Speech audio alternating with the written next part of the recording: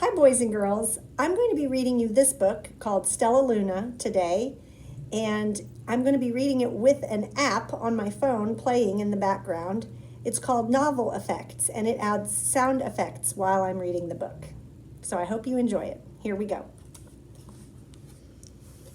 In a warm and sultry forest far, far away, there once lived a mother fruit bat and her new baby.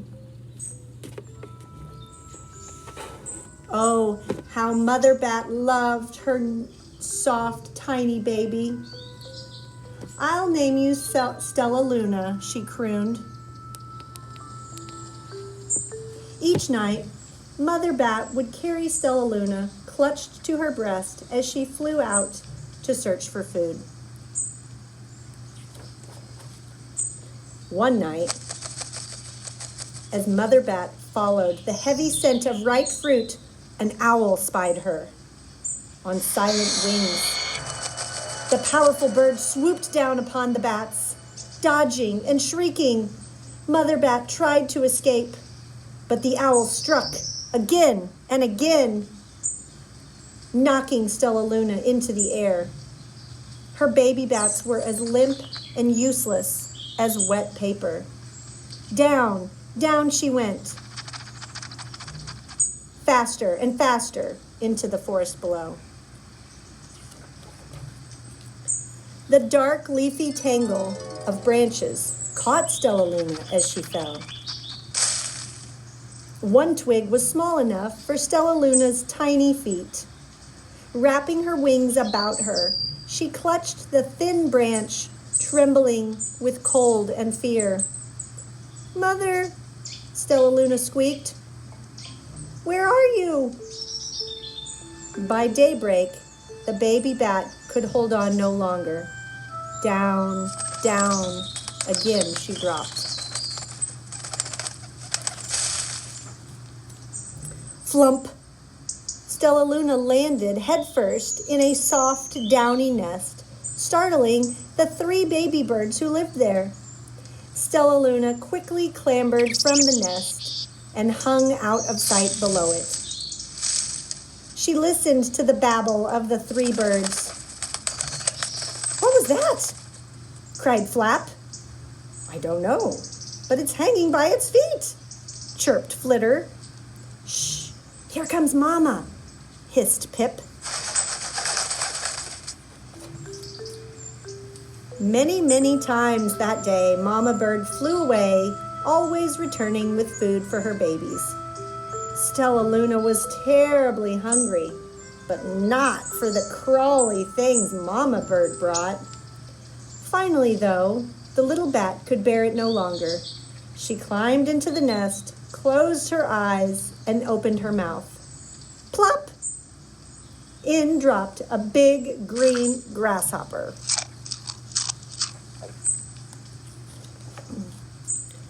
Stellaluna learned to be like the birds. She stayed awake all day and slept at night. She ate bugs, even though they tasted awful. Her bat ways were quickly disappearing, except for one thing. Stellaluna still liked to sleep, hanging by her feet. Once, when Mama was away, the curious baby birds decided to try it too. When Mama Bird came home, she saw 8 tiny feet gripping the edge of the nest. "Eek!" she cried. "Get back up here this instant! You're going to fall and break your necks." The birds clambered back into the nest, but Mama Bird stopped Stellaluna. "You are teaching my children to do bad things. I will not let you back into this nest unless you promise to obey all the rules of this house." Stellaluna promised. She ate bugs without making faces. She slept in the nest all night, and she didn't hang by her feet. Stellaluna behaved as a good bird should. She doesn't look very happy about it, does she? Although the babies grew quickly, soon the nest became crowded.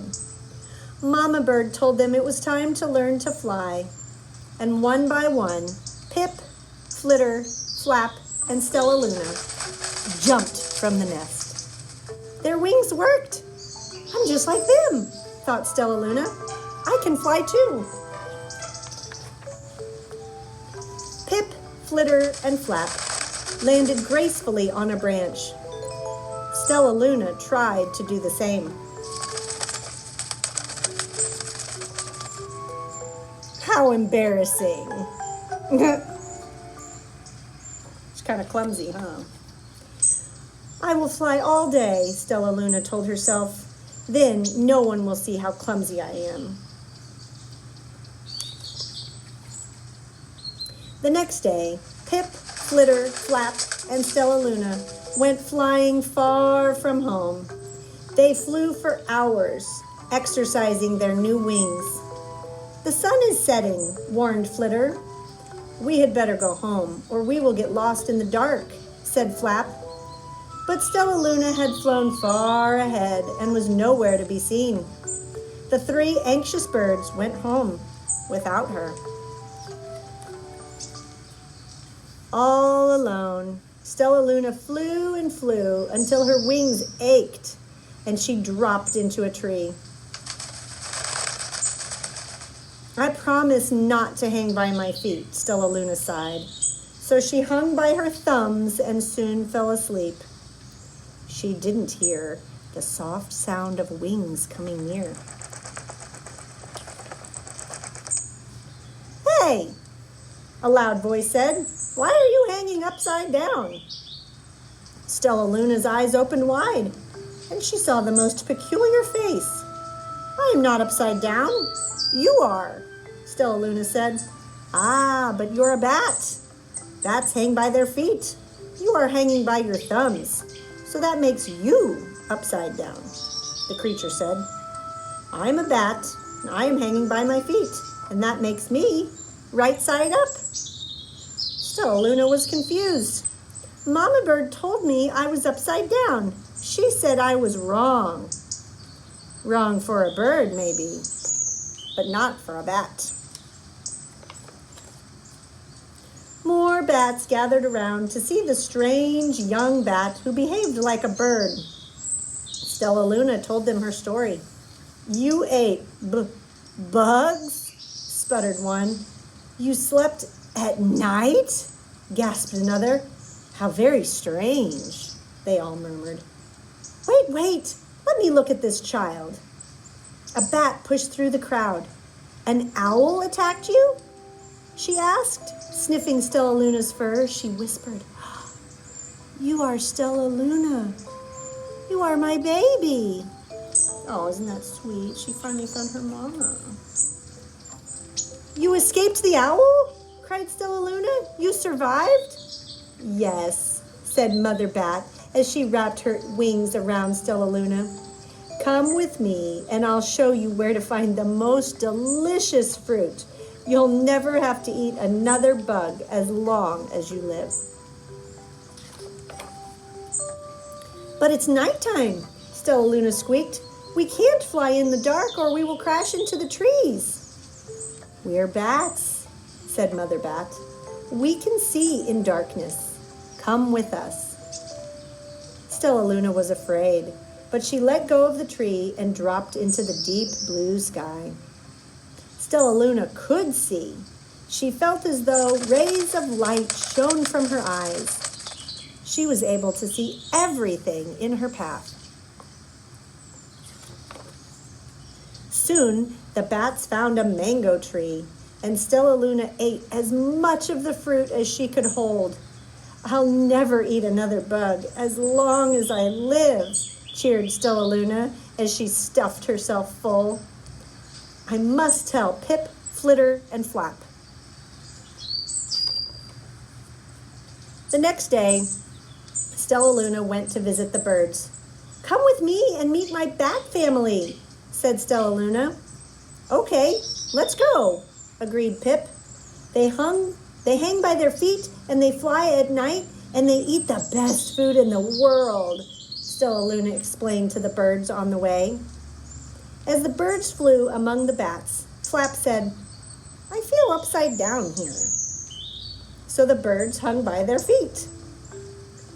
"Wait until dark," Stellaluna said excitedly. "We will fly at night."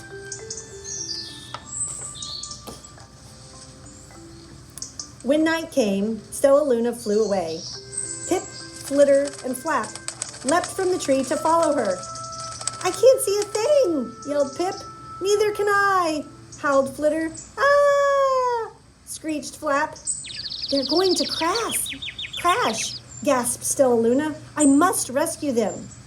Stellaluna swooped about, grabbing her friends in the air, and she lifted them to a tree, and the birds grasped a branch. Stellaluna hung from the limb above them. "We're safe," said Stellaluna, and then she sighed. "I wish you could see in the dark, too." "We wish you could land on your feet," Flitter replied, and Pip and Flap nodded. They perched in silence for a long time. "How can we be so different and feel so much alike?" mused Flitter.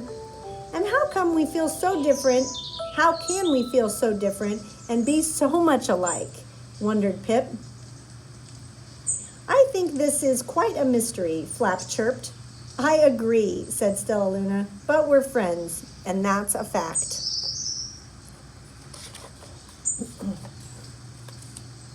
And that's the end of the story. It's got some facts at the end, but that's the end. So I hope you could hear the sound effects going on in the background. I'm going to send this out just for you to listen to it. You can write something you learned about bats from this book, and that will be good enough for this assignment. It's just for fun.